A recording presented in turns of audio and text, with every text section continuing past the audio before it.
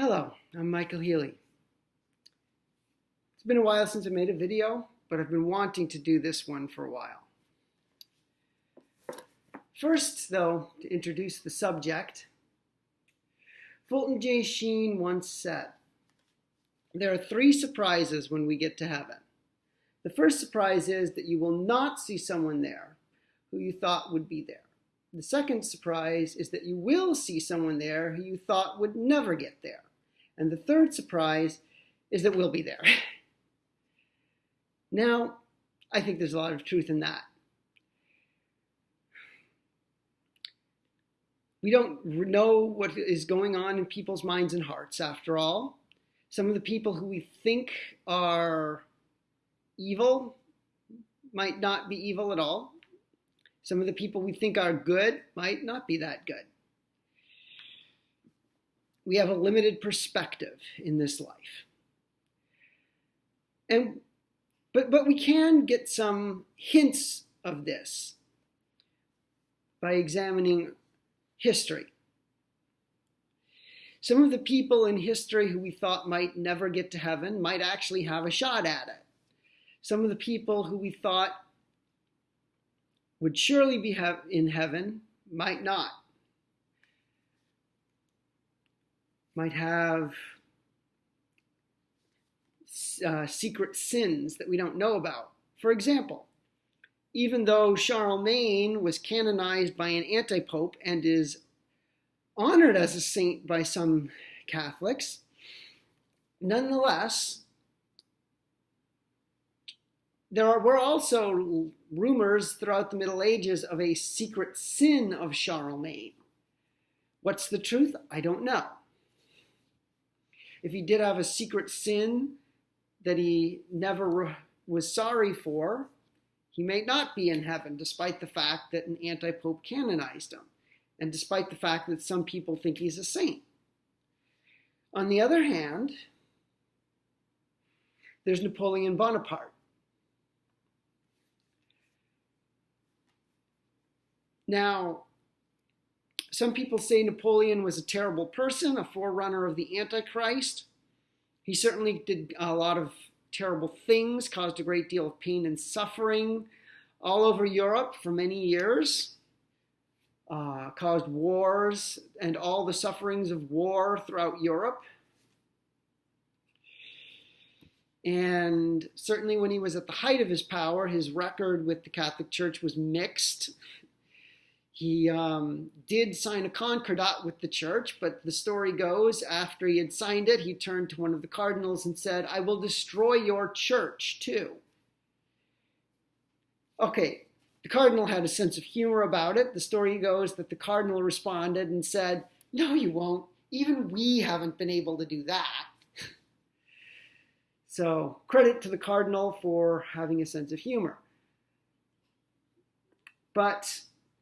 And then, of course, Napoleon rose to power by supporting the French Revolution and then manipulated it for his own ends, claiming to be the defender of the revolution and to be consolidating its gains while actually using it to gain power for himself. So he was a typical Machiavellian manipulator. But nonetheless, during his exile on St. Helena, there are indications that Napoleon did have a change of heart. And to the best of my research, the evidence is actually pretty solid in this respect. I have here a book, A St. Helena Who's Who, by Arnold Chaplin. And it was originally published in 1919, and it provides a complete guide to all the people who were on St. Helena while Napoleon was captive there. And it quotes much older materials, including some that go back to the 1820s. So there are primary source materials quoted in this book.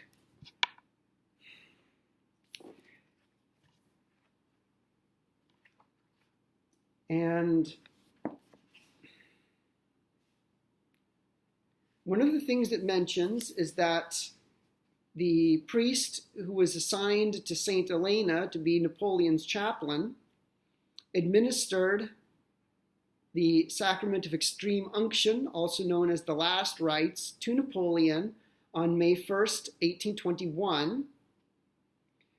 In other words, 4 or 5 days before his death.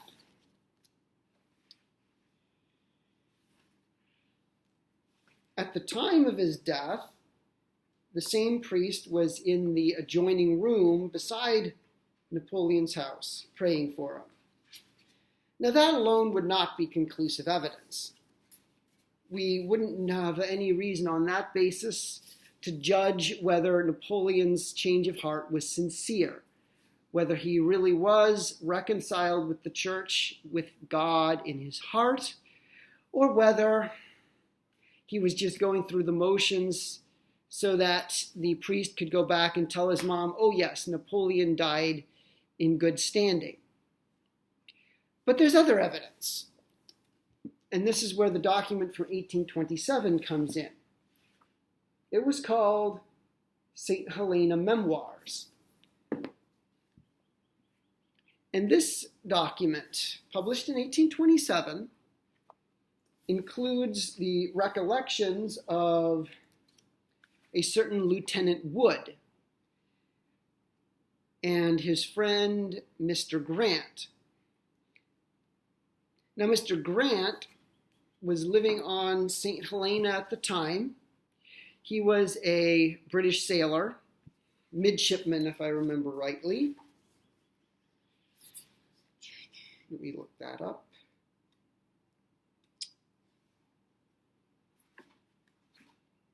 Yes, midshipman. Mr. Grant was a midshipman on board the Vigo.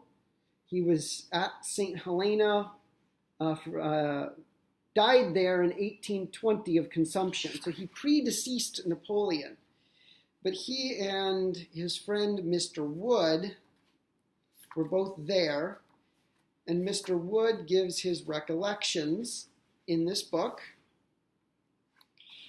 Lieutenant George Horsley Wood of the 20th Foot.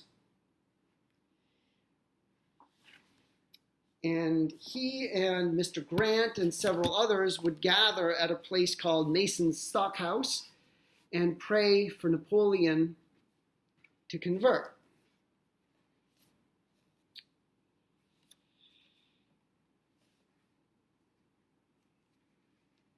And they recount also, Mr. Wood recounts also meeting with some of the members of Napoleon's staff and hearing from them about what was going on in the house where Napoleon was staying, where he was exiled.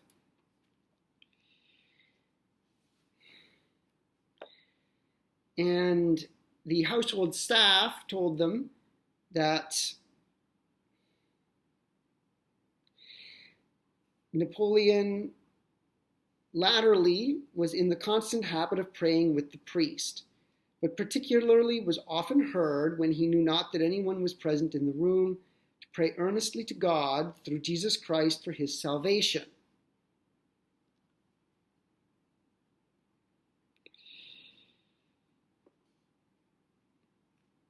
Everyone said that he was not at all alarmed with death, as the doctor also knows, to whom he would talk of his approaching end with philosophical calmness. Yeah.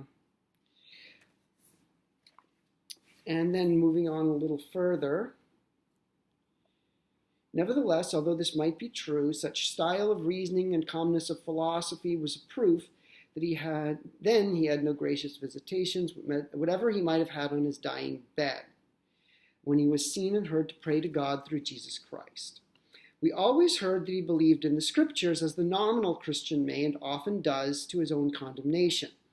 He always spoke of them with respect and reverence and often read them, particularly latterly. In the time of Dr. O'Meara, he used to peruse them frequently, both for pleasure and information, but then chiefly the historical parts, especially the accounts of Joshua, David, etc., and their battles. and ever valued the Bible as the oldest history extant, independent of every other good quality recommended it to him. But with the liberality he possessed from his great knowledge of and intercourse with mankind, he was still very bigoted. Well, this is from an Anglican point of view. He was still very bigoted, so much so as to think no person could be saved out of the pale of the Roman Catholic Church. And hence he used to urge Dr. A to go to Mass. There is one thing certain, so again, from an Anglican perspective, that he disbelieved the efficacy of the popish sacrament of extreme unction, because he would not and did not receive it, which contradicts other information. I think this source did not fully understand the sacrament of extreme unction, because the next line indicates that Napoleon did receive it, even though the previous line indicates that he did not. So I think there's some confusion going on. You have to read sources critically based on all of your knowledge. Because listen to this next line. But a day or two before his death, knowing that he was dying, he received with great earnestness and devotion the sacrament of the Lord's Supper. This we heard from Madame Bertrand and others of his household. So, it sounds like the comment about Napoleon not receiving extreme unction was based on the personal opinion of Lieutenant Wood. Whereas this other comment, that Napoleon, 2 days before his death, knowing that he was dying, received the Holy Eucharist with great earnestness and devotion, that is received from members of Napoleon's household, that information. That's the inside scoop. Now, he would not have been given the Holy Eucharist unless he had confessed his sins. And confessing his sins and receiving the Eucharist is part of receiving the sacrament of extreme unction, the last rites, the anointing of the sick. It goes by all these names. The only reasonable explanation is that he did receive the last rites. Nothing else really makes sense. If he hadn't believed in it, he wouldn't have received communion. He wouldn't have confessed his sins. The context shows that Lieutenant Wood is a little confused. But in the midst of his confusion, we can puzzle out a clear understanding that Napoleon did receive the last rites, was reconciled to the church. And if he was reading the Bible and talking to the priest and praying for his salvation and encouraged his doctor to go to Mass, it really does sound like Napoleon's change of heart was real and not just a show he put on to please the priest so that the priest could go and give a good report to his mother to please his mother. And it wasn't just superstitious fear either. If it was just superstitious fear, I don't think he would have been as concerned about the state of soul of other people. It would have been more self-centered. He wouldn't have been encouraging the doctor to go to Mass. I do think that there's reasonable grounds, we can't say for sure, but there's reasonable grounds for hope that Napoleon might have saved his soul in the end, might yet be in heaven. And if so, wonderful. God be praised. And that is what Lieutenant Wood thinks ultimately. Ultimately, Lieutenant Wood thinks that Napoleon might have been saved. Also, he mentions something else. The following is also an interesting and important fact concerning him, not generally known. It is this. The late and good venerable father in Christ, Dr. Bogue of Gosport, sent out several copies of the French translation of his essay on the New Testament to Bonaparte and suite. One of these copies, which had belonged to Bonaparte, I obtained through a sergeant of ours, who taught the Count Bertrand's children writing and accounts, and who received it as a present from the Count with this statement, that it had been one of Napoleon's books which he had perused. So we also know that Napoleon, and this is again from firsthand testimony given to this Lieutenant Wood, we know that Napoleon was also reading this essay on the New Testament, this commentary, in other words, on the Bible. There too, Napoleon seems to have been serious about this change of heart.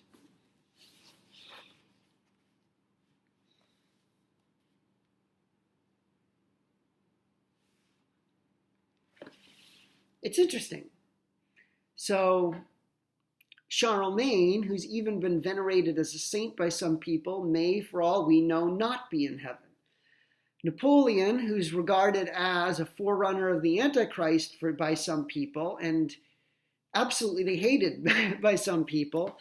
YouTuber Lindy Beige still seems to have a certain resentment about Napoleon, even though Napoleon's been dead for almost 200 years now, just as one example. Napoleon Bonaparte, who some people still viscerally dislike and regard as a forerunner of the Antichrist, he may be in heaven. He might have saved his soul. We don't know. We can't say for sure. Generally, of course, the people who try to do God's will probably be the ones who get to heaven. And generally, the ones who do not try will probably not get there, because we're creatures of habit, us humans, and the habits we establish in life will probably be the way we behave when we die. If we establish a habit of turning to God during life, we'll probably turn to God in death. And if we don't establish such a habit in life, we probably won't turn to him in death. But there's exceptions to every rule, and we don't know everything. And we have to accept that.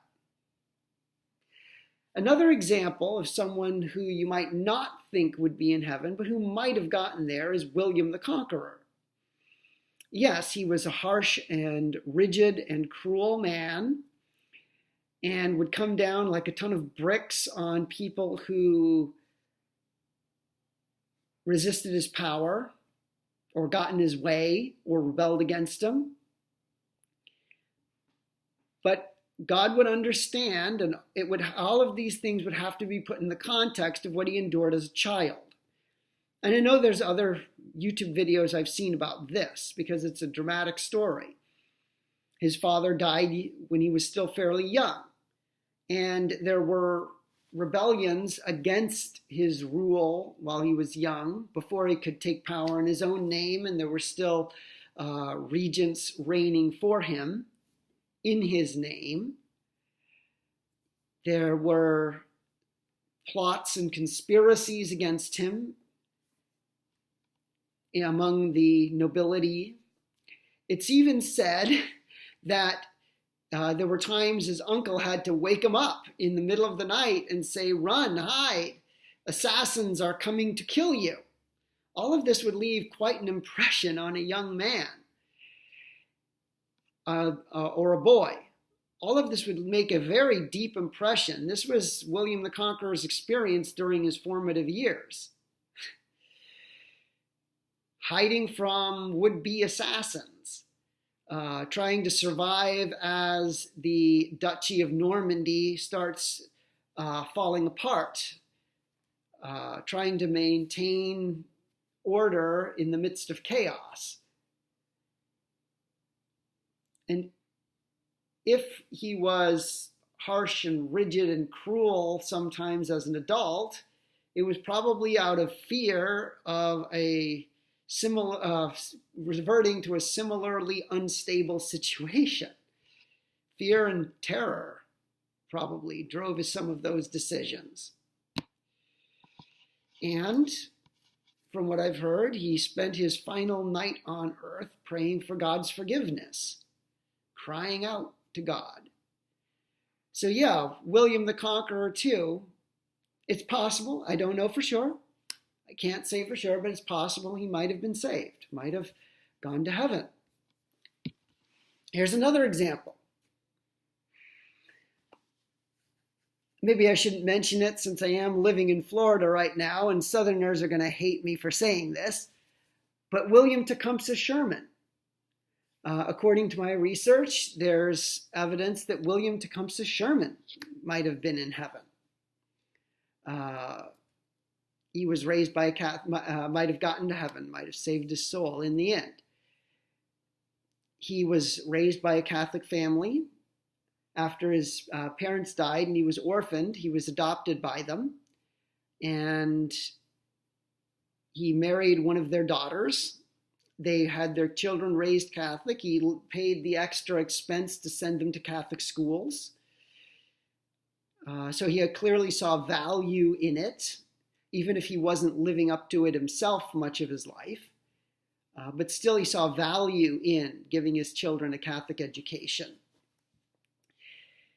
And he also, one of his sons, to his chagrin, he wrote a letter to his secretary complaining about this, but to his chagrin, one of his sons became a Jesuit.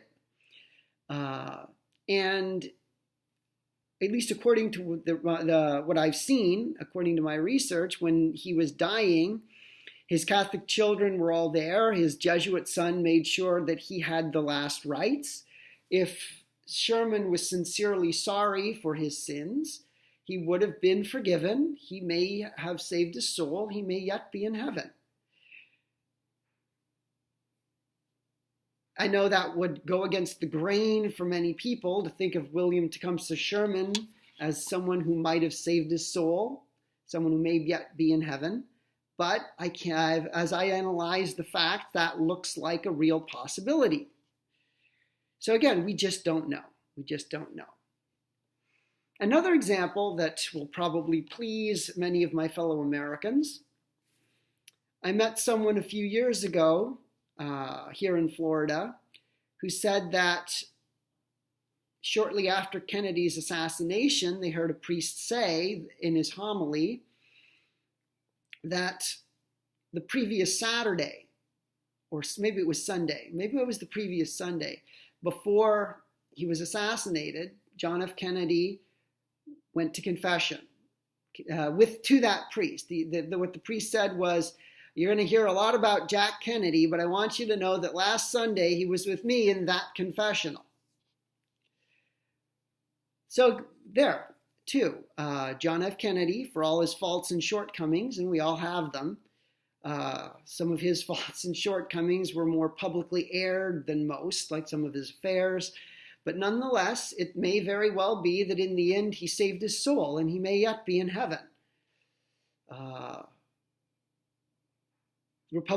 Some Republicans might not like that, and some Democrats might, but that's irrelevant. The important thing is that we don't know just by looking at somebody's earthly life